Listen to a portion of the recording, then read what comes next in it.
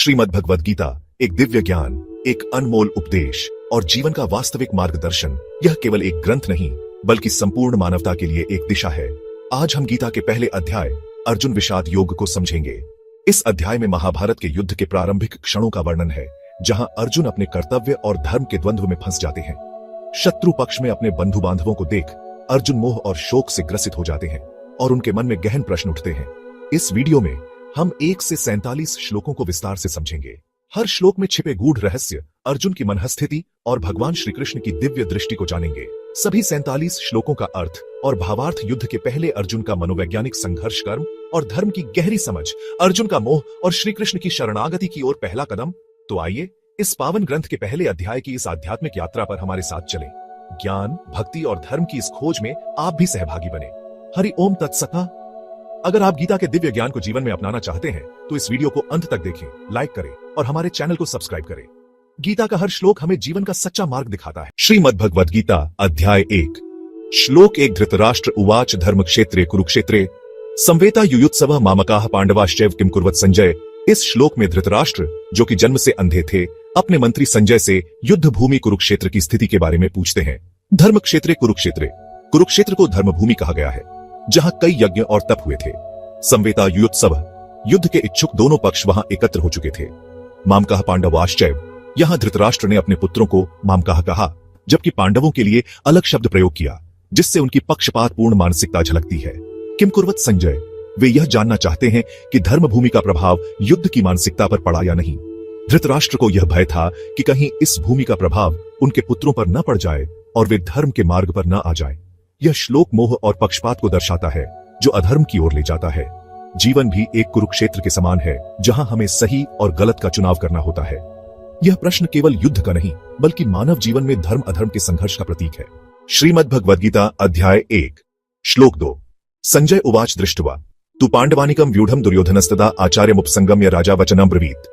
इस श्लोक में संजय, जो कि दिव्य दृष्टि के कारण युद्ध का सीधा विवरण देख सकते थे, धृतराष्ट्र को युद्ध क्षेत्र की स्थिति बताते हैं। दृष्ट्वा तु पांडवानिकम व्यूढ़म, दुर्योधन ने देखा कि पांडवों की सेना सुव्यवस्थित रूप से खड़ी है। दुर्योधनस्तदा, यह देखते ही दुर्योधन चिंतित हो उठा। आचार्यमुपसंगम्य, दुर्योधन तुरंत अपने गुरु द्रोणाचार्य के पास गया। राजा वचनम ब्रवीत, और उन्हें संबोधित कर कुछ कहने लगा। यहाँ दुर्योधन का मानसिक द्वंद्व साफ दिखता है। वह पहले से ही पांडवों की सेना को देखकर असुरक्षित महसूस कर रहा था। वह अपनी चिंता व्यक्त करने के लिए द्रोणाचार्य के पास जाता है, जो उसके सैन्य गुरु भी हैं।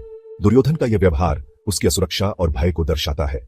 शत्रु को संगठित और रणनीतिक रूप में देखकर अहंकारी व्यक्ति भी घबरा जाता है।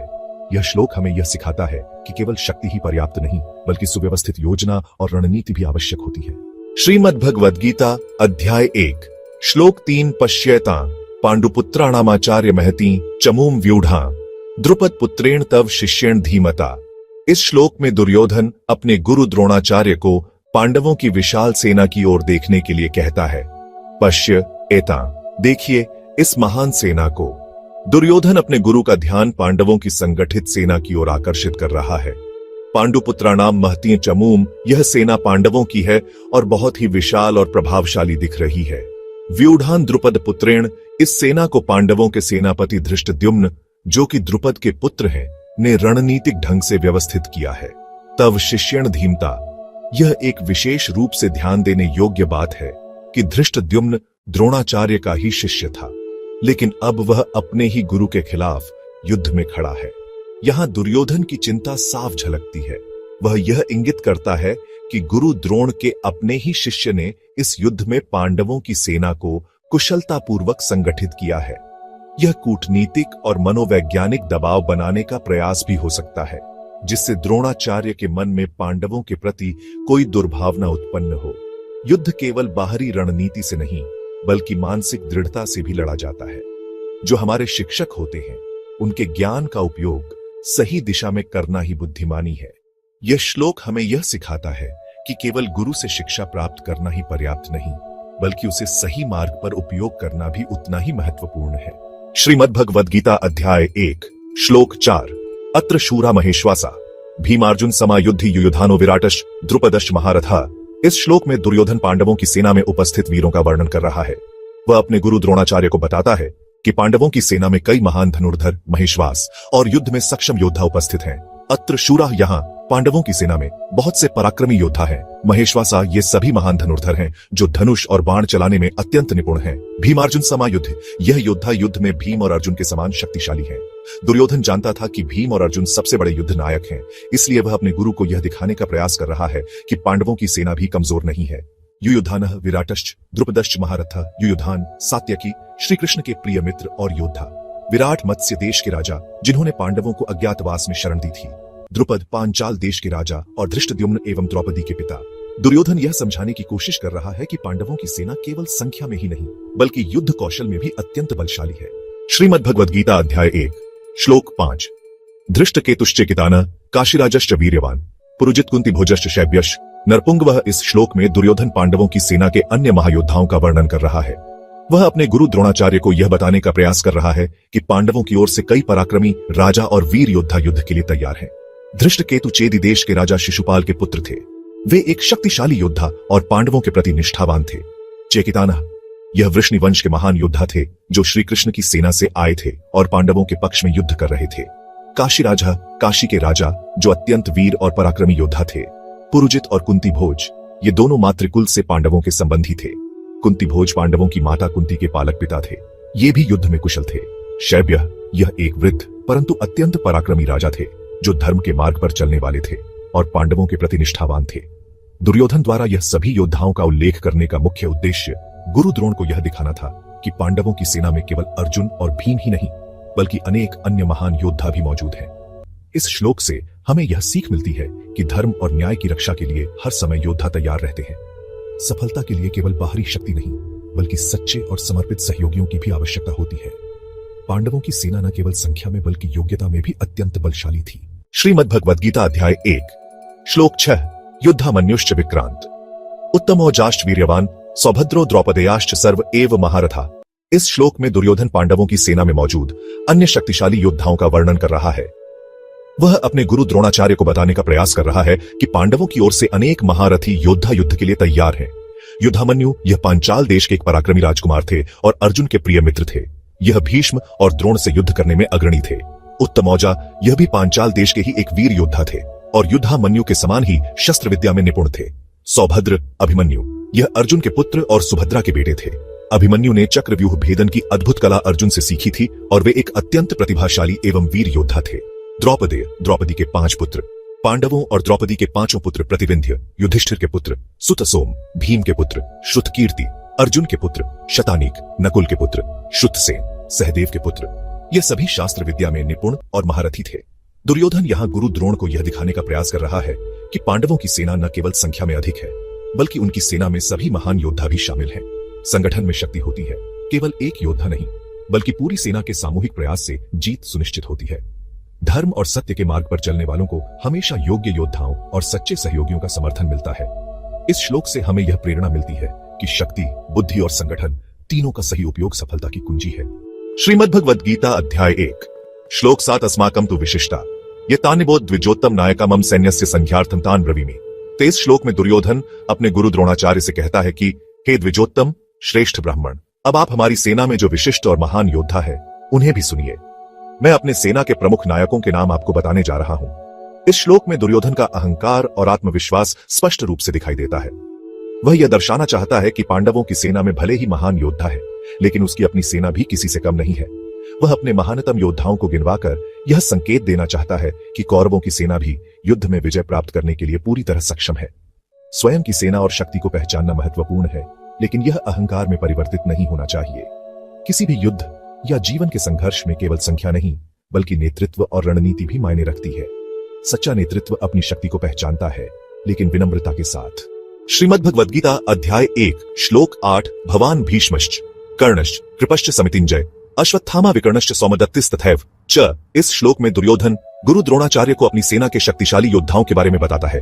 वह कहता है, आप स्वयं द्रोणाचार्य, भीष्म, कर्ण, कृपाचार्य जो युद्ध में विजयी होने वाले हैं, अश्वत्थामा, विकर्ण और सौमदत्ती, ये सभी योद्धा हमारी सेना के महानतम नायक हैं। भीष्म पितामह, कौरव सेना के सेनापति, अपराजेय और अजेय योद्धा, कर्ण दानवीर और महान धनुर्धर जिनकी वीरता किसी से कम नहीं, कृपाचार्य महान योद्धा और शस्त्र विद्या के झांता, अश्वत्थामा द्रोणाचार्य के पुत्र, अमर और अद्भुत योद्धा, विकर्ण दुर्योधन का भाई जो न्यायप्रिय भी था, सोमदत्ती, भूरिश्रवा, वृद्ध और अनुभवी योद्धा जो अपने पराक्रम के लिए प्रसिद्ध थे। इस श्लोक से स्पष्ट होता है कि दुर्योधन अपने योद्धाओं की शक्ति का बखान कर रहा है ताकि वह आत्मविश्वास दिखा सके और द्रोणाचार्य को यह जताने की कोशिश कर रहा है कि उनकी सेना कितनी मजबूत है। संगठन और नेतृत्व की भूमिका किसी भी युद्ध या जीवन के संघर्ष में महत्वपूर्ण होती है। केवल बलशाली योद्धाओं का होना पर्याप्त नहीं, बल्कि उनकी रणनीतिक बुद्धि और संकल्प भी मायने रखता है। दुर्योधन के इन शब्दों से उसके आत्मविश्वास और युद्ध को लेकर उसकी मानसिकता का पता चलता है, लेकिन इसमें थोड़ा अहंकार भी झलकता है। श्रीमद् भगवद गीता अध्याय 1 श्लोक 9 अन्ये च बहव शूरा मदर्थे त्यक्त जीविता नाना शस्त्र प्रहरणा सर्वे युद्ध विशारदा। इस श्लोक में दुर्योधन गुरु द्रोणाचार्य को यह बताता है कि उनकी सेना में केवल भीष्म, कर्ण और कृपाचार्य जैसे महान योद्धा ही नहीं, बल्कि और भी कई वीर योद्धा हैं जो उसके लिए अपने जीवन की आहुति देने को तैयार हैं। इसके अलावा मेरी सेना में ऐसे कई अन्य महान शूरवीर भी हैं जो मेरे लिए अपने जीवन को त्यागने के लिए तत्पर हैं। वे सभी विभिन्न प्रकार के शस्त्रों से सुसज्जित हैं और युद्ध कला में निपुण हैं। अन्य च बहवः शूरा, दुर्योधन संकेत करता है कि कई अन्य वीर योद्धा भी उसके पक्ष में हैं। मदर्थे त्यक्त जीविता, वे सभी उसके लिए अपने प्राण त्यागने तक को तैयार हैं। नाना शस्त्र प्रहरणा, वे भिन्न भिन्न अस्त्र शस्त्रों से सुसज्जित हैं। सर्वे युद्ध विशारदा, सभी योद्धा युद्ध कला में निपुण हैं। यहाँ दुर्योधन अपनी सेना की विशालता और युद्ध कौशल को दर्शाने की कोशिश कर रहा है ताकि वह अपनी आत्मविश्वासहीनता को छिपा सके। किसी भी युद्ध में केवल शस्त्र या बाहुबल ही नहीं, बल्कि मानसिक बल और नैतिकता भी महत्वपूर्ण होती है। सैनिकों का बलिदान तभी सार्थक होता है जब वह धर्म के लिए हो, न कि केवल किसी के व्यक्तिगत स्वार्थ के लिए। दुर्योधन का आत्मविश्वास केवल उसकी सेना की शक्ति पर निर्भर था, जबकि पांडवों का बल अर्जुन के धर्म और श्री कृष्ण की नीति पर था। श्रीमद् भगवद गीता अध्याय 1 श्लोक 10 अपर्याप्तम तदस्माकं बलम भीष्माभिरक्षितम पर्याप्तम त्वेदमेतेषां बलम भीमाभिरक्षितम। इस श्लोक में दुर्योधन अपनी सेना और पांडवों की सेना की तुलना करते हुए कहता है कि हमारी सेना जो भीष्म पितामह द्वारा संरक्षित है वह असीमित और अपराजेय है, जबकि पांडवों की सेना जो भीम द्वारा संरक्षित है सीमित और पराजित करने योग्य है। अपर्याप्तम तदस्माकं बलम भीष्माभिरक्षितम, दुर्योधन का मानना है कि भीष्म की उपस्थिति के कारण उनकी सेना अपराजेय है। पर्याप्तम त्विदमेतेषां बलम भीमाभिरक्षितम, वहीं वह यह भी दर्शाने की कोशिश कर रहा है कि पांडवों की सेना अपेक्षाकृत कमजोर है क्योंकि उसका नेतृत्व भीम कर रहे हैं। यहाँ दुर्योधन का भ्रम स्पष्ट दिखता है। वह अपनी सेना को असीमित और अजेय मान रहा है, लेकिन वास्तविकता यह थी कि आत्मबल और धर्म बल की दृष्टि से पांडवों की सेना कहीं अधिक सशक्त थी। सिर्फ बाह्य शक्ति, सेना, शस्त्र से ही युद्ध नहीं जीते जाते, बल्कि मानसिक दृढ़ता, रणनीति और धर्म का भी बड़ा योगदान होता है। दुर्योधन का आत्मविश्वास केवल संख्या और बाहुबल पर आधारित था, जबकि पांडवों का आत्मबल श्री कृष्ण की नीति और धर्म पर था। भीष्म जैसे महान योद्धा होने के बावजूद कौरवों की सेना अधर्म के मार्ग पर थी, इसलिए उनकी शक्ति व्यर्थ थी। श्रीमद् भगवद गीता अध्याय 1 श्लोक 11 अयनेषु च सर्वेषु यथा भागम वस्थिता भीष्ममेवाभिरक्षन्तु भवन्त। सर्व एव ही इस श्लोक में दुर्योधन अपनी सेना के प्रमुख योद्धाओं को निर्देश देते हुए कहता है, तुम सभी अपने अपने निर्धारित स्थानों पर व्यवस्थित रूप से तैनात रहो और हमारी सेना के सबसे बड़े योद्धा भीष्म पितामह की सुरक्षा करो। अयनेषु च सर्वेषु यथा भागम वस्थिता, दुर्योधन अपनी सेना को आदेश देता है कि वे सभी युद्ध के विभिन्न मोर्चों पर अपनी अपनी भूमिका निभाएं। भीष्ममेवाभिरक्षन्तु भवन्त, सर्व एव ही, वह सभी सैनिकों और सेना नायकों को निर्देश देता है कि वे भीष्म पितामह की रक्षा करें, क्योंकि वह कौरवों की सबसे बड़ी ताकत है। यहाँ दुर्योधन की चिंता स्पष्ट रूप से दिखती है। उसे यह एहसास है कि यदि भीष्म कमजोर पड़ते हैं या घायल हो जाते हैं तो उसकी सेना के शील उत्साह पर बुरा प्रभाव पड़ेगा।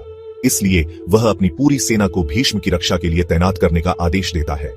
युद्ध में नेतृत्व और मनोबल का बड़ा महत्व होता है। दुर्योधन जानता था कि भीष्म की उपस्थिति उसकी सेना को संबल देती है, इसलिए वह उनकी सुरक्षा को सर्वोपरि मानता है। सिर्फ बाहरी शक्ति और संख्या से युद्ध नहीं जीता जाता, बल्कि सही रणनीति और मानसिक दृढ़ता भी आवश्यक होती है। कभी कभी एक व्यक्ति पूरे समूह की प्रेरणा का केंद्र होता है, और यदि वह कमजोर पड़ जाए तो पूरी सेना का मनोबल गिर सकता है। श्रीमद् भगवद गीता अध्याय 1 श्लोक 12 तस्य संजनयन् हर्षम कुरुवृद्ध पितामह सिंहनादम विनद्योच्चय शंखम दध्मो प्रतापवान। इस श्लोक में बताया गया है कि भीष्म पितामह, जो कौरवों के सबसे वरिष्ठ और शक्तिशाली योद्धा हैं, युद्ध की शुरुआत में अपने शंखनाद के माध्यम से कौरव सेना का उत्साह बढ़ाते हैं।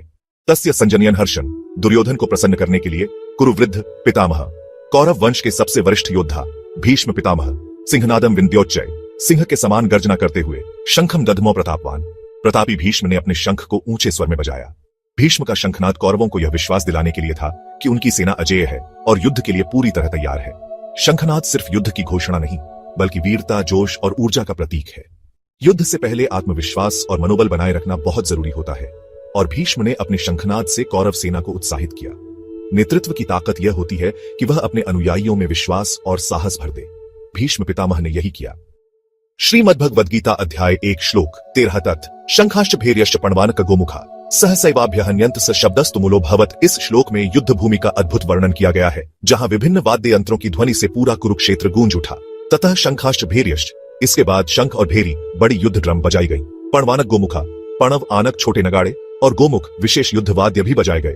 सहसैवाभ्यन्यन्त, ये सभी वाद्य यंत्र एक साथ बज उठे। स शब्दस्तु मूलो भवत्, इनकी ध्वनि इतनी तीव्र थी कि चारों ओर गूंज उठी। यह दृश्य दिखाता है कि युद्ध की शुरुआत कैसी भव्य और जोश से भरी हुई थी। वाद्य यंत्रों की गूंज ने योद्धाओं का उत्साह बढ़ाया और दोनों पक्षों को युद्ध के लिए तैयार कर दिया। महाभारत का युद्ध मात्र हथियारों से नहीं, बल्कि मनोबल और आत्मविश्वास से भी लड़ा गया था।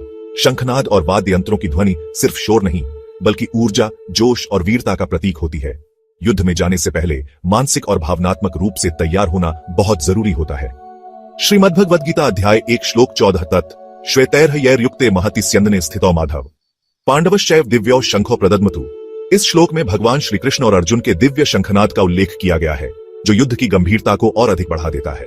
ततः श्वेतैर्हयैर्युक्ते, इसके बाद श्वेत घोड़ों से युक्त रथ पर बैठे हुए, महति स्यन्दने स्थितो, एक विशाल और दिव्य रथ में स्थित, माधव पांडवश्चैव, श्री कृष्ण, माधव और अर्जुन पार्थ, दिव्यो शंखो प्रदद्मतु, दोनों ने अपने दिव्य शंख बजाए। यह शंखनाद युद्ध के औपचारिक आरंभ की घोषणा थी, और इसके माध्यम से भगवान श्री कृष्ण और अर्जुन ने अपनी उपस्थिति और आत्मविश्वास को दर्शाया। भगवान श्री कृष्ण अर्जुन के सारथी के रूप में उनका मार्गदर्शन कर रहे थे, जो यह दर्शाता है कि सही नेतृत्व कितना महत्वपूर्ण होता है। श्वेत घोड़े शुद्धता और दिव्यता के प्रतीक हैं, जो यह दर्शाते हैं कि धर्म की रक्षा के लिए यह युद्ध लड़ा जा रहा था। शंखनाद केवल एक ध्वनि नहीं थी, बल्कि आत्मबल, विजय और युद्ध की घोषणा का प्रतीक था। श्रीमद्भगवद गीता अध्याय 1 श्लोक 15 पांचजन्यम ऋषिकेशो देवदत्तम धनंजय पौंड्रम दधमो महाशंखम भीमकर्मा वृकोदर। इस श्लोक में पांडवों द्वारा युद्ध के प्रारंभ में बजाए गए शंखों का वर्णन किया गया है। पांचजन्यम ऋषिकेशो, भगवान श्री कृष्ण, जो ऋषिकेश इंद्रियों के स्वामी कहलाते हैं, ने पांचजन्य नामक शंख बजाया। देवदत्तम धनंजय, अर्जुन, जिन्हें धनंजय धन्य और विजयी कहा जाता है, ने देवदत्त नामक शंख बजाया। पौंड्रम दधमो महाशंखम भीमकर्मा वृकोदर, महाबली भीम, जो अपने पराक्रम के लिए प्रसिद्ध हैं, ने पौंड्र नामक विशाल शंख बजाया। इन शंखों की ध्वनि ने महाभारत युद्ध के प्रारंभ की घोषणा कर दी और पांडवों के आत्मविश्वास को प्रदर्शित किया। हर योद्धा का अपना प्रतीक होता है, और इन शंखों का विशेष महत्व था। शंखनाद केवल युद्ध का संकेत नहीं, बल्कि आत्मबल और विजय की भावना को जागृत करने वाला था। श्री कृष्ण का पांचजन्य शंख पूरे धर्म युद्ध के मार्गदर्शन का प्रतीक था। श्रीमद्भगवद गीता अध्याय 1 श्लोक 16 अनंत विजय राजा कुंती पुत्रो युधिष्ठिर नकुल सहदेवश सुघोषमणि पुष्पको। इस श्लोक में पांडवों के अन्य 3 भाइयों युधिष्ठिर, नकुल और सहदेव द्वारा बजाए गए शंखों का उल्लेख किया गया है। अनंत विजय राजा कुंती पुत्रो युधिष्ठिर, धर्मराज युधिष्ठिर, जो अपनी सत्यनिष्ठा और धर्मपरायणता के लिए प्रसिद्ध थे, ने अनंत विजय नामक शंख बजाया। नकुल सहदेवश्च सुघोषमणि पुष्पको, नकुल ने सुघोष और सहदेव ने मणिपुष्पक नामक शंख बजाया। इन शंखों की ध्वनि ने पांडवों के साहस, उत्साह और अडिग निश्चय को दर्शाया। हर योद्धा की पहचान उसकी तैयारी और आत्मविश्वास से होती है। शंखध्वनि न केवल युद्ध की घोषणा थी, बल्कि आत्मबल और विजय की अभिव्यक्ति भी थी। युधिष्ठिर का अनंत विजय यह दर्शाता है कि धर्म की सदा विजय होती है। श्रीमद्भगवद गीता अध्याय 1 श्लोक 17 काश्यश्च परमेश्वास शिखंडी च महारथ धृष्टद्युम्नो विराटश सात्यकिश्चा पराजित। इस श्लोक में उन महान योद्धाओं का वर्णन किया गया है, जो पांडवों की सेना में थे और जो युद्ध में महत्वपूर्ण भूमिका निभाने वाले थे। काश्यश्च परमेश्वास, काशी का राजा जो अत्यंत कुशल धनुर्धर था। शिखंडी च महारथ, शिखंडी जो एक महान योद्धा, महारथी था और भीष्म के वध में मुख्य भूमिका निभाने वाला था। धृष्टद्युम्नो विराटश्च सात्यकिश्चा पराजित, धृष्टद्युम्न जो द्रोणाचार्य का संहार करेगा, विराट मत्स्य देश का राजा, और सात्यकी जो श्री कृष्ण के प्रिय और अपराजय योद्धा थे। ये सभी पांडवों के समर्थक और अत्यंत पराक्रमी थे। यह सभी वीर योद्धा पांडवों की सेना को मजबूती प्रदान कर रहे थे और उनके विजय संकल्प को बल दे रहे थे। साहस, निष्ठा और युद्ध कला एक योद्धा की सबसे बड़ी पहचान होती है। धर्म युद्ध में विजयी होने के लिए केवल बाहुबल ही नहीं, बल्कि आत्मबल भी आवश्यक है। यह श्लोक हमें सिखाता है कि सच्चाई और कर्तव्य परायणता से किया गया प्रयास निश्चित रूप से सफलता की ओर ले जाता है। श्रीमद्भगवद गीता अध्याय 1 श्लोक 18 द्रुपदो द्रौपदेयाश्च सर्वश पृथ्वीपते सौभद्रश्च महाबाहु शंखांदध्मु। पृथक पृथक इस श्लोक में उन योद्धाओं का वर्णन किया गया है, जिन्होंने महाभारत के युद्ध में पांडवों की ओर से भाग लिया और अपनी वीरता का प्रदर्शन किया। द्रुपद जो पांचाल देश का राजा और द्रौपदी का पिता था। द्रौपदेयाश्च, द्रौपदी के 5 पुत्र जो अपनी माता के सम्मान और धर्म की रक्षा के लिए युद्ध कर रहे थे। सौभद्रश्च महाबाहु, महाबाहु अभिमन्यु जो अर्जुन और सुभद्रा का पुत्र था, अद्वितीय योद्धा और चक्रव्यूह भेदन का विशेषज्ञ, शंखांदद्मु, पृथक पृथक। इन सभी वीरों ने अपने अपने शंख बजाए, जिससे युद्ध भूमि में उत्साह और जोश भर गया। इस श्लोक से स्पष्ट होता है कि धर्म युद्ध में शामिल योद्धा केवल व्यक्तिगत स्वार्थ के लिए नहीं, बल्कि धर्म और न्याय की रक्षा के लिए संघर्ष कर रहे थे। सच्चे धर्म युद्ध में संपूर्ण परिवार और समाज का योगदान होता है। धर्म और न्याय की रक्षा के लिए जीवन समर्पित करना ही सच्ची वीरता है। संघर्ष के समय आत्मबल और संकल्प शक्ति आवश्यक होती है। श्रीमद् भगवद गीता अध्याय 1 श्लोक 19 घोषो धार्तराष्ट्राणा हृदयानि व्यधरयत् नभश्च पृथिवीं चैव तुमुलोऽभ्यनुनादयन्। इस श्लोक में युद्ध प्रारंभ होने से पहले की स्थिति का वर्णन किया गया है। पांडवों की सेना के योद्धाओं द्वारा बजाए गए शंखों की ध्वनि इतनी प्रचंड थी कि उसने कौरवों, धृतराष्ट्र के पुत्रों के मन में भय उत्पन्न कर दिया। सघोष, यह ध्वनि शंखनाद की थी जो पांडवों और उनकी सेना ने युद्ध की शुरुआत में की थी। धार्तराष्ट्राणा हृदयानि व्यधारयत्, इस ध्वनि ने कौरवों के हृदयों में भय भर दिया। नभश्च पृथ्वीं चैव तुमुलोऽभ्यनुनादयन्, यह घोष इतना तीव्र था कि उसने आकाश और पृथ्वी को गुंजायमान कर दिया। इस श्लोक से यह स्पष्ट होता है कि सच्चाई के पक्ष में खड़े योद्धाओं का आत्मबल और साहस ही शत्रु को मानसिक रूप से पराजित कर सकता है। युद्ध केवल बाहुबल से नहीं, आत्मबल से भी जीता जाता है। धर्म और न्याय की रक्षा के लिए साहस और आत्मविश्वास आवश्यक है। जब सच्चाई के लिए संघर्ष किया जाता है तो उसका प्रभाव संपूर्ण सृष्टि पर पड़ता है। श्रीमद्भगवद्गीता अध्याय 1 श्लोक 20 अथ व्यवस्थितान् दृष्ट्वा धार्तराष्ट्रान् कपिध्वज प्रवृत्ते शस्त्र संपाते धनुरुद्यम्य पांडव। इस श्लोक में अर्जुन के युद्ध के लिए तैयार होने का वर्णन किया गया है। जब कौरवों की सेना पूरी तरह से युद्ध के लिए तैयार हो गई और युद्ध प्रारंभ होने ही वाला था, तब अर्जुन ने अपना धनुष उठा लिया। अथ व्यवस्थितान् दृष्ट्वा, जब अर्जुन ने कौरवों की सेना को युद्ध के लिए व्यवस्थित और तैयार देखा। धार्तराष्ट्रान्, धृतराष्ट्र के पुत्र अर्थात कौरवों को। कपिध्वज, अर्जुन का एक विशेषण, क्योंकि उनके रथ पर हनुमान जी कपि का ध्वज लहरा रहा था। प्रवृत्ते शस्त्र संपाते, जब युद्ध शुरू होने की स्थिति आ गई और दोनों सेनाएं एक दूसरे पर शस्त्र चलाने ही वाली थीं। धनुरुद्यम्य पांडव, तब पांडव पुत्र अर्जुन ने अपना धनुष उठा लिया, युद्ध के लिए तैयार होते हुए। इस श्लोक में अर्जुन की वीरता और युद्ध की गंभीरता को दर्शाया गया है। युद्ध के लिए मानसिक और शारीरिक तैयारी दोनों आवश्यक होती है। धर्म युद्ध में अर्जुन पूरी तरह से तैयार थे, लेकिन आगे उनके मन में कुछ प्रश्न उत्पन्न होंगे। यह श्लोक हमें यह भी सिखाता है कि किसी भी कार्य को करने से पहले हमें परिस्थितियों को भली भांति समझ लेना चाहिए। श्रीमद्भगवद्गीता अध्याय 1 श्लोक 21 ऋषिकेशम तथा वाक्यमिदमाह महीपते अर्जुन उवाच सेनयोरुभयोर्मध्ये रथम स्थापयमेच्युत। इस श्लोक में अर्जुन भगवान श्री कृष्ण से अनुरोध कर रहे हैं कि वे उनके रथ को दोनों सेनाओं के बीच ले जाएं। ऋषिकेशम तथा वाक्यमिदमाह महीपते, अर्जुन ने उस समय भगवान श्री कृष्ण ऋषिकेश से यह वचन कहा। अर्जुन उवाच, अर्जुन बोले, सेनयोरुभयोर्मध्ये, दोनों सेनाओं के बीच। रथम स्थापयमेच्युत, अर्जुन ने भगवान श्री कृष्ण अच्युत से कहा कि वे उनका रथ दोनों सेनाओं के बीच खड़ा करें। इस श्लोक में अर्जुन की जिज्ञासा और कर्तव्य के प्रति उनकी गंभीरता को दर्शाया गया है। वे युद्ध के पहले अपने शत्रुओं को ध्यानपूर्वक देखना चाहते हैं। युद्ध से पहले हमें अपनी स्थिति का आकलन करना आवश्यक होता है। किसी भी निर्णय से पहले हमें सही दृष्टिकोण से परिस्थितियों को देखना चाहिए। अर्जुन ने श्री कृष्ण को सारथी बनाकर एक महत्वपूर्ण संदेश दिया कि सही मार्गदर्शन ही जीवन में सफलता दिलाता है।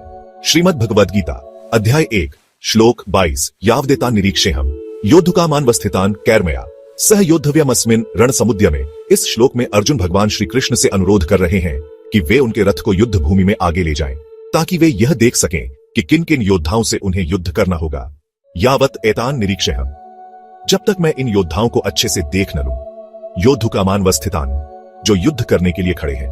कैर्मया सह योद्धव्यमस्मिन् रणसमुद्यमे, इस युद्ध के प्रयास में मुझे किन से युद्ध करना होगा। अर्जुन किसी भी निर्णय से पहले पूरी स्थिति को समझना चाहते हैं। यह एक योद्धा की मानसिकता को दर्शाता है, जहां वे पहले अपनी शक्ति और शत्रु की शक्ति का आकलन करना चाहते हैं। कोई भी कार्य शुरू करने से पहले हमें परिस्थितियों का मूल्यांकन करना चाहिए। रणनीति और सही दृष्टिकोण सफलता के लिए आवश्यक है। यह श्लोक हमें यह सिखाता है कि आत्मनिरीक्षण और स्थिति का उचित विश्लेषण करके ही हम सही निर्णय ले सकते हैं। श्रीमद्भगवद्गीता अध्याय 1 श्लोक 23 अर्जुन उवाच योत्स्यमानान्वेक्षेऽहम् य एतेऽत्र समागता धार्तराष्ट्रस्य दुर्बुद्धिर्युद्धे प्रियचिकीर्षव। इस श्लोक में अर्जुन भगवान श्री कृष्ण से कहते हैं कि वे उन योद्धाओं को देखना चाहते हैं जो कौरवों की ओर से युद्ध करने के लिए एकत्र हुए हैं। वे विशेष रूप से यह देखना चाहते हैं कि कौन कौन से योद्धा धृतराष्ट्र के दुर्बुद्धि पुत्र दुर्योधन को प्रसन्न करने के लिए युद्ध में भाग ले रहे हैं। इसका अर्थ यह है कि अर्जुन अब युद्ध की वास्तविकता को गहराई से महसूस कर रहे हैं। वे यह देखना चाहते हैं कि उनके सामने कौन कौन से परिचित योद्धा हैं जिनसे उन्हें युद्ध करना होगा। अर्जुन के मन में युद्ध को लेकर एक गहरी दुविधा उत्पन्न हो रही है। वे जानते हैं कि युद्ध के मैदान में कई ऐसे लोग भी हैं जो उनके अपने सगे संबंधी, गुरुजन और मित्र हैं। यह श्लोक इस बात को दर्शाता है कि अर्जुन का मन अभी भी धर्मयुद्ध के लिए पूरी तरह तैयार नहीं है और वे एक मानसिक संघर्ष से गुजर रहे हैं। श्रीमद्भगवद्गीता अध्याय 1 श्लोक 24 संजय उवाच मुक्तो हृषिकेशो गुडाकेशेन भारत सैन्योरुभयोर्मध्ये स्थापयित्वा रथोत्तमम्। इस श्लोक में संजय धृतराष्ट्र को बता रहे हैं कि अर्जुन के कहने पर भगवान श्री कृष्ण, जो ऋषिकेश कहलाते हैं, ने उस उत्तम रथ को दोनों सेनाओं के बीच में ला खड़ा किया। ऋषिकेश का अर्थ है इंद्रियों के स्वामी और गुडाकेश का अर्थ है जो निद्रा पर विजय प्राप्त कर चुका हो, यानी अर्जुन। इसका तात्पर्य यह है कि अर्जुन अब युद्ध की गंभीरता को पूरी तरह समझने के लिए तैयार है और भगवान श्री कृष्ण उनकी इच्छानुसार रथ को बीच में ले जाते हैं ताकि वे सभी योद्धाओं को देख सकें। इस श्लोक से यह स्पष्ट होता है कि अर्जुन अब वास्तविकता से रूबरू होने वाले हैं।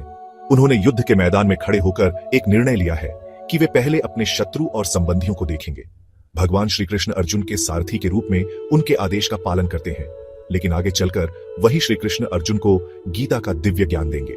श्रीमद्भगवद्गीता अध्याय 1 श्लोक 25 भीष्म द्रोण प्रमुखतः सर्वेषां च महीक्षिताम उवाच पार्थ पश्यतान संवितान कुरुनीति। इस श्लोक में भगवान श्री कृष्ण अर्जुन को युद्ध क्षेत्र में खड़े हुए समस्त योद्धाओं को देखने के लिए कहते हैं। श्री कृष्ण ने अर्जुन का रथ भीष्म, द्रोणाचार्य और अन्य राजाओं के सामने खड़ा किया और कहा, हे पार्थ, देखो, ये सभी कौरव यहाँ युद्ध के लिए एकत्र हुए हैं। यहाँ पार्थ शब्द अर्जुन के लिए प्रयोग हुआ है क्योंकि वे पृथा, कुंती के पुत्र हैं। श्री कृष्ण के इन शब्दों में गहरा अर्थ छिपा है। वे अर्जुन को केवल उनके शत्रु नहीं बल्कि उनके गुरु, परिवार और संबंधियों को भी देखने के लिए प्रेरित कर रहे हैं, जिससे उनकी मनोदशा प्रभावित होती है और आगे गीता का दिव्य ज्ञान प्रकट होता है। इस श्लोक में भगवान श्री कृष्ण युद्ध से पहले अर्जुन को युद्ध भूमि का वास्तविक स्वरूप दिखाने की कोशिश कर रहे हैं। वे यह समझाना चाहते हैं कि यह केवल एक साधारण युद्ध नहीं है बल्कि धर्म और अधर्म के बीच का महासंग्राम है। श्रीमद्भगवद्गीता अध्याय 1 श्लोक 26 तत्र पश्यत् स्थितान पार्थ पितृनथ पिता महान आचार्यान मातुलान भ्रातृन पुत्रान पौत्रान सखींस। तथा इस श्लोक में अर्जुन ने युद्ध भूमि में खड़े अपने निकट संबंधियों को देखा। वे देखते हैं कि उनके पिता समान चाचा, पितामह भीष्म, गुरु द्रोणाचार्य, मामा, भाई, पुत्र, पौत्र और मित्र सभी युद्ध के लिए तैयार खड़े हैं। अर्जुन के मन में यह दृश्य देखकर एक गहरी दुविधा उत्पन्न हो गई। उन्होंने महसूस किया कि जिनसे वे प्रेम करते हैं उन्हें ही युद्ध में हराना होगा। यह सोचकर उनका मन व्याकुल होने लगा और आगे चलकर उनके मन में युद्ध न करने की भावना जागृत हुई। इस श्लोक में हमें यह शिक्षा मिलती है कि कभी कभी जीवन हमें ऐसे मोड़ पर ले आता है जहां हमें अपने ही प्रियजनों के विरुद्ध खड़ा होना पड़ता है। अर्जुन भी इसी मानसिक संघर्ष से गुजर रहे हैं और यही द्वंद्व आगे गीता के उपदेश की नींव रखता है। श्रीमद्भगवद्गीता अध्याय 1 श्लोक 27 श्वशुरान सुहृदश्चैव सेनयोरुभयोरपि तान समीक्ष्य स कौन्तेय सर्वान बंधून वस्थितान। इस श्लोक में बताया गया है कि अर्जुन ने युद्ध भूमि में अपने ससुर, मित्र और अन्य स्वजन दोनों सेनाओं में खड़े देखे। वे देखकर स्तब्ध रह गए क्योंकि वे यह समझने लगे कि यह युद्ध केवल एक जीतने हारने की लड़ाई नहीं बल्कि एक आत्मीय संघर्ष भी है। अर्जुन के लिए यह अत्यंत कठिन क्षण था। उनके मन में विचार आया कि जिनके साथ उन्होंने प्रेम और स्नेह के संबंध निभाए हैं उन्हीं के विरुद्ध उन्हें हथियार उठाने होंगे। यह दृश्य देखकर उनका हृदय द्रवित हो उठा और उनके भीतर युद्ध के प्रति अनिच्छा उत्पन्न होने लगी। इस श्लोक से हमें यह समझ में आता है कि जब हम किसी कठिन परिस्थिति में होते हैं तब हमें अपनी भावनाओं और कर्तव्य के बीच संतुलन बनाना आवश्यक होता है। अर्जुन भी इसी मानसिक द्वंद्व का सामना कर रहे थे जो आगे गीता के उपदेश का कारण बना।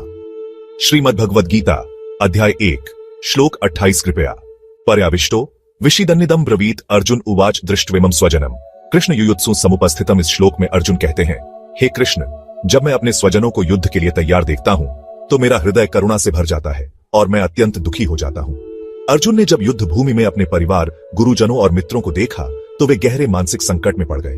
वे सोचने लगे कि अपने ही सगे संबंधियों के खिलाफ हथियार उठाना क्या उचित होगा। यह श्लोक हमें बताता है कि जब हम किसी कठिन निर्णय के सामने खड़े होते हैं तो भावनाएं और कर्तव्य के बीच संघर्ष होता है।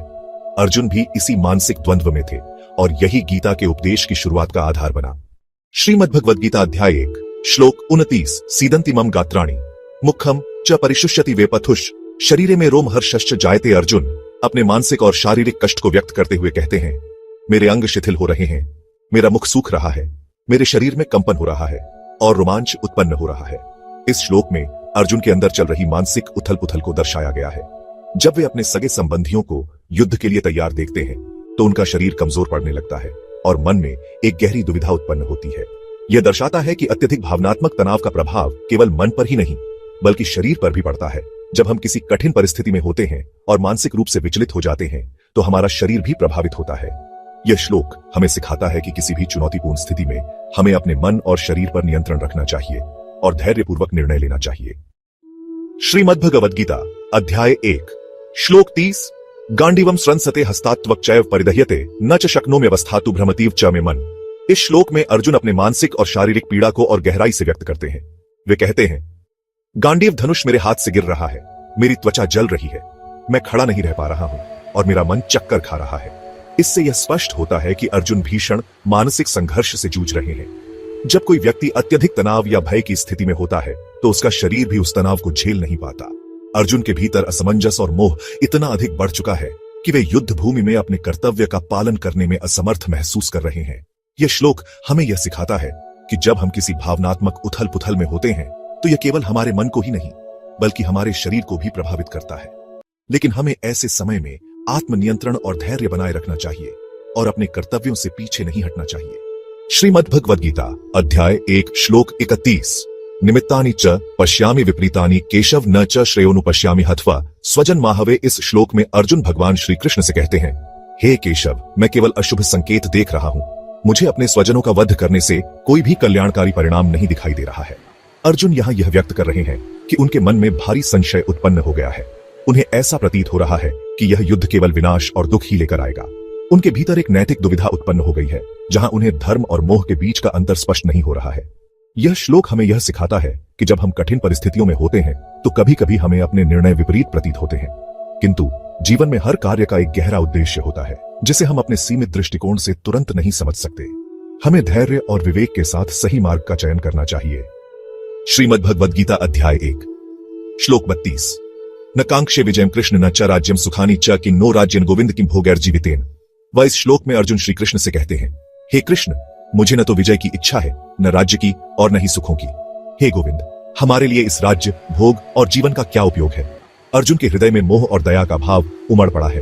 वे सोच रहे हैं कि यदि अपने ही परिवार, गुरुजनों और स्वजनों को मारकर राज्य और सुख प्राप्त करने पड़े तो ऐसे राज्य का कोई महत्व नहीं। यह युद्ध उन्हें अर्थहीन प्रतीत हो रहा है क्योंकि यह अपने ही प्रियजनों के विनाश की ओर ले जा रहा है। यह श्लोक हमें सिखाता है कि सफलता और वैभव का कोई मूल्य नहीं यदि उसे अनैतिक या अमानवीय तरीकों से प्राप्त किया जाए। अर्जुन की यह दुविधा दर्शाती है कि मनुष्य को केवल भौतिक उपलब्धियों की नहीं बल्कि नैतिकता और धर्म के अनुसार जीवन जीने की चेष्टा करनी चाहिए।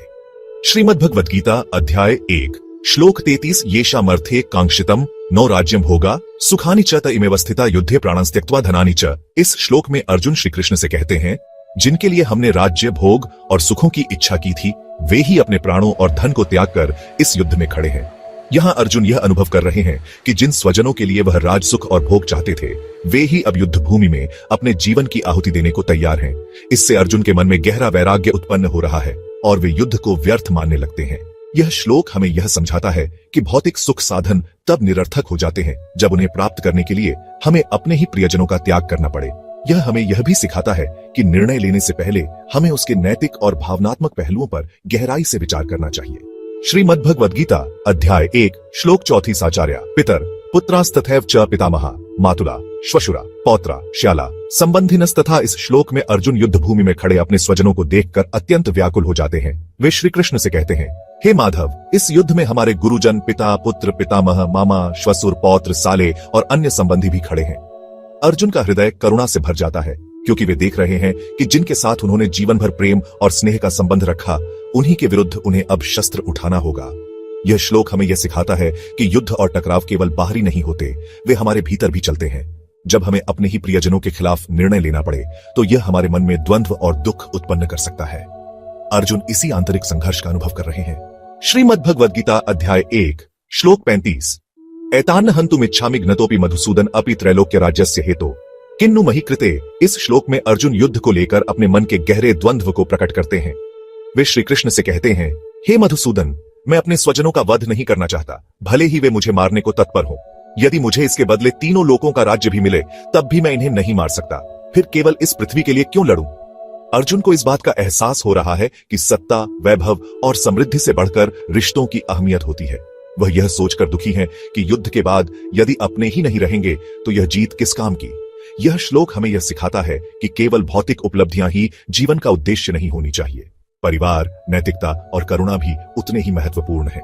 अर्जुन की यह दुविधा हमें यह समझने में मदद करती है कि सही और गलत के बीच निर्णय लेना हमेशा आसान नहीं होता। श्रीमद् भगवद गीता अध्याय 1 श्लोक 36 निहत्य धार्तराष्ट्रान्न का प्रीति स्या जनार्दन पाप मेवाश्रयदस्मान हत्वैता नाथतायण। इस श्लोक में अर्जुन अपने मन की पीड़ा को श्री कृष्ण के सामने व्यक्त करते हुए कहते हैं, हे जनार्दन, यदि हम धृतराष्ट्र के पुत्रों कौरवों को मार भी दें तो हमें इसमें कैसी प्रसन्नता मिलेगी। उनके वध से हमें केवल पाप ही लगेगा, क्योंकि वे हमारे ही स्वजन हैं, भले ही वे आतताई अत्याचारी क्यों न हो। अर्जुन यहाँ धर्म संकट में पड़ गए हैं। वे देख रहे हैं कि कौरव अन्याय और अधर्म के मार्ग पर हैं, फिर भी वे सोच रहे हैं कि अपने ही परिवार को मारना क्या सही होगा। अर्जुन यह मानते हैं कि युद्ध में विजय से अधिक महत्वपूर्ण यह है कि यह जीत किन परिस्थितियों में और किसके विरुद्ध प्राप्त हो रही है। यह श्लोक हमें यह सिखाता है कि जीवन में केवल विजय या सफलता ही सब कुछ नहीं होती, बल्कि उसे प्राप्त करने का तरीका और उसके परिणाम भी मायने रखते हैं। कभी कभी हमें यह विचार करना चाहिए कि हमारी सफलता कहीं किसी के दुख का कारण तो नहीं बन रही। श्रीमद् भगवद गीता अध्याय 1 श्लोक 37 तस्मान नारहा वयं हंतु धार्तराष्ट्रान् स्वबांधवान् स्वजनम हि कथम हत्वा सुखिन। श्याम माधव अर्जुन श्री कृष्ण से कहते हैं, हे माधव, इसलिए हमें अपने ही बंधुओं धृतराष्ट्र के पुत्रों का वध करने का कोई अधिकार नहीं है। जब हम अपने ही स्वजनों को मार देंगे तो फिर हम सुखी कैसे रह सकते हैं। इस श्लोक में अर्जुन के मन में करुणा की भावना स्पष्ट रूप से दिखाई देती है। वे सोच रहे हैं कि अपनों का विनाश करके मिलने वाली विजय और राज्य का क्या लाभ, जब वह केवल दुख और पाप का कारण बने। अर्जुन ये मानते हैं कि युद्ध का उद्देश्य केवल प्रतिशोध या सत्ता प्राप्त करना नहीं होना चाहिए, बल्कि उसे धर्म के आधार पर तय किया जाना चाहिए। यह श्लोक हमें यह सिखाता है कि किसी भी कार्य को करने से पहले हमें उसके नैतिक और मानवीय पहलुओं पर विचार करना चाहिए। केवल बाहरी सफलता को ही नहीं, बल्कि उसके परिणामों को भी ध्यान में रखना आवश्यक है। श्रीमद् भगवद गीता अध्याय 1 श्लोक 38 यद्यप्येते न पश्यन्ति लोभोपहच्चेतस कुलक्षय कृतम दोषम मित्र द्रोहे च पातकम। अर्जुन श्री कृष्ण से कहते हैं, यद्यपि लोभ से अंधे हुए इन कौरवों को कुल के नाश से उत्पन्न दोष और मित्रों के साथ विश्वासघात करने में पाप नहीं दिखता, फिर भी इस श्लोक में अर्जुन कौरवों की मानसिक अवस्था पर प्रकाश डालते हैं। वे कहते हैं कि लोभ और सत्ता की लालसा ने उनके चित्त को पूरी तरह प्रभावित कर दिया है, जिससे वे सही और गलत में अंतर नहीं कर पा रहे हैं। उन्हें यह भी एहसास नहीं कि अपने कुल परिवार को नष्ट करना और अपने ही सगे संबंधियों के विरुद्ध लड़ना कितना बड़ा पाप है। यह श्लोक हमें यह सिखाता है कि लालच और स्वार्थ इंसान की बुद्धि को भ्रष्ट कर सकते हैं, जिससे वह सही निर्णय नहीं ले पाता। हमें सदैव अपने कर्मों के परिणामों पर विचार करना चाहिए और धर्म के अनुसार कार्य करना चाहिए। श्रीमद् भगवद गीता अध्याय 1 श्लोक 39 कथन न झेमस्माभि पापादस्मान निवर्तितुम कुलक्षय कृतम दोषम प्रपश्यत भीर जनार्दन। अर्जुन श्री कृष्ण से कहते हैं, हे जनार्दन, जो लोग कुल के विनाश से उत्पन्न दोषों को स्पष्ट रूप से देख रहे हैं, उनके लिए इस पाप से बचने का उपाय क्यों न समझा जाए। इस श्लोक में अर्जुन एक महत्वपूर्ण नैतिक प्रश्न उठाते हैं। वे कहते हैं कि जब हम पहले से जानते हैं कि कुल का विनाश धर्म, समाज और संस्कृति के लिए विनाशकारी होगा, तो हम इस पाप से खुद को रोकने का प्रयास क्यों नहीं करें। यह उनके भीतर चल रहे नैतिक संघर्ष को दर्शाता है। यह श्लोक हमें यह सिखाता है कि जब हमें यह झांत हो कि कोई कार्य पापमय है और उसका परिणाम घातक हो सकता है, तो हमें उससे बचने का हर संभव प्रयास करना चाहिए। नैतिकता और धर्म का पालन करना ही सच्ची बुद्धिमत्ता है।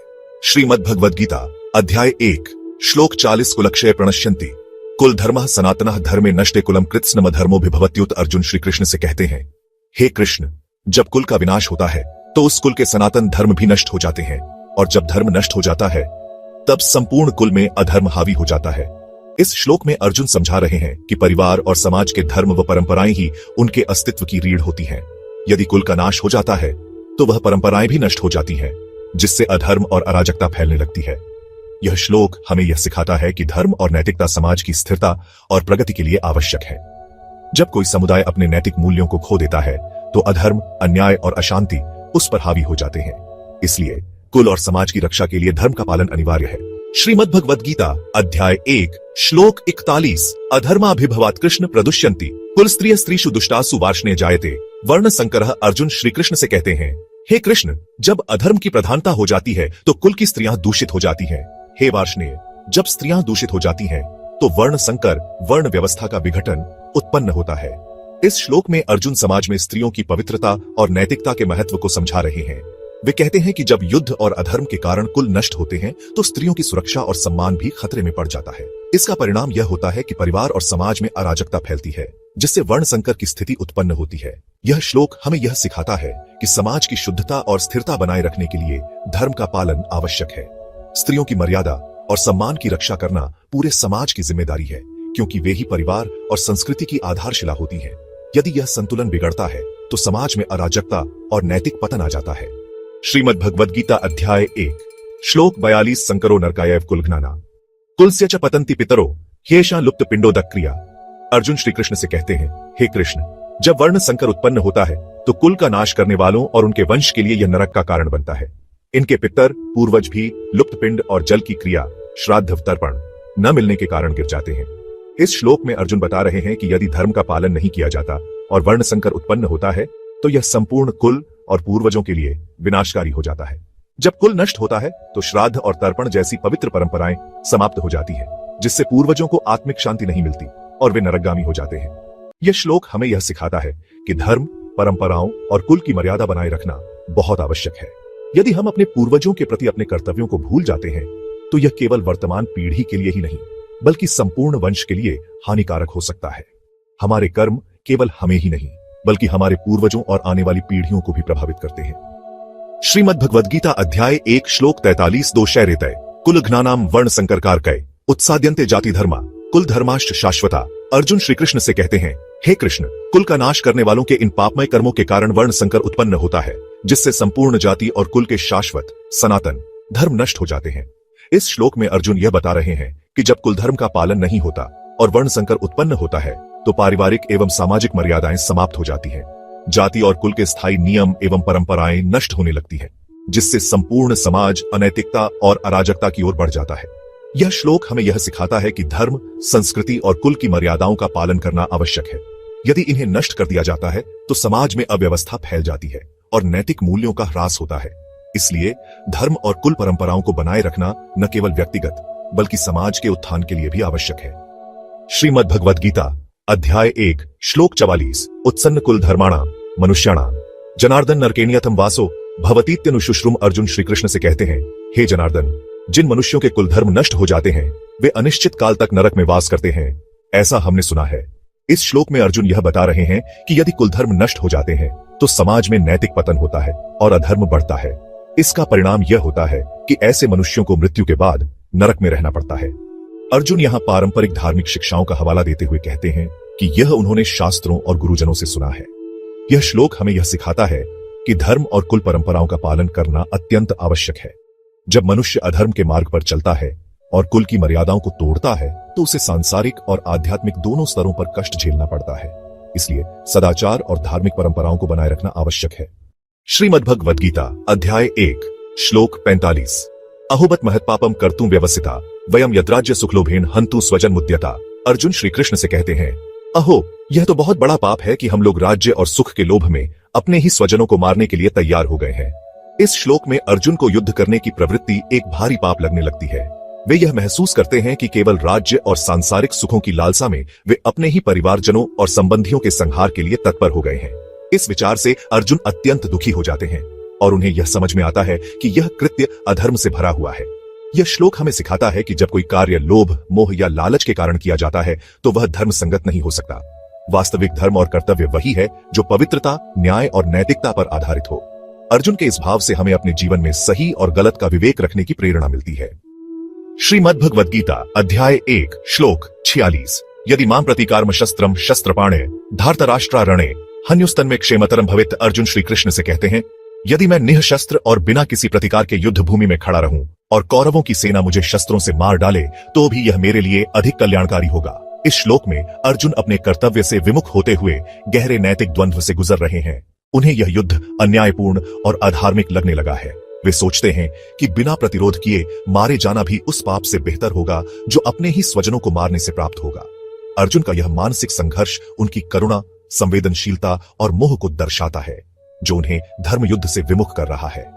यह श्लोक हमें सिखाता है कि जब मनुष्य मोह और द्वंद्व से ग्रस्त होता है तो वह अपने कर्तव्यों से पीछे हटने लगता है। अर्जुन यहां धर्म और अधर्म के बीच उलझे हुए हैं, लेकिन यह स्थिति हमें यह समझने का अवसर देती है कि जीवन में सही मार्गदर्शन और विवेक आवश्यक है। श्रीमद् भगवद गीता अध्याय 1 श्लोक 47 संजय उवाच एवं मुक्त्वार्जुन संख्य रथोपस्थ उपाविशत विसृज्य शरम चापम शोक संविघ्न मानस। संजय धृतराष्ट्र को बताते हैं, इस प्रकार कहकर अर्जुन ने युद्ध भूमि में अपना धनुष बाण त्याग दिया और शोक से व्याकुल मन से अपने रथ के पिछले भाग में बैठ गए। इस श्लोक में अर्जुन का मानसिक और भावनात्मक द्वंद्व चरम पर पहुंच जाता है। वे अपने सगे संबंधियों को युद्ध में मारने के विचार से अत्यंत दुखी हो जाते हैं और अपने हथियारों को त्याग कर युद्ध करने की इच्छा छोड़ देते हैं। यह क्षण गीता के सबसे महत्वपूर्ण मोड़ों में से एक है, क्योंकि यही वह बिंदु है जहां श्री कृष्ण उन्हें आध्यात्मिक और कर्तव्य का मार्ग दिखाने के लिए प्रेरित होते हैं। यह श्लोक हमें यह सिखाता है कि जब जीवन में हमें कठिन परिस्थितियों का सामना करना पड़ता है तो हमारा मन भी शोक और मोह में फंस सकता है, लेकिन यही वह क्षण होता है जब हमें सही मार्गदर्शन और आत्मबोध की आवश्यकता होती है। अर्जुन का यह संकल्प टूटना ही श्रीमद् भगवद गीता के दिव्य उपदेशों की शुरुआत का कारण बनता है।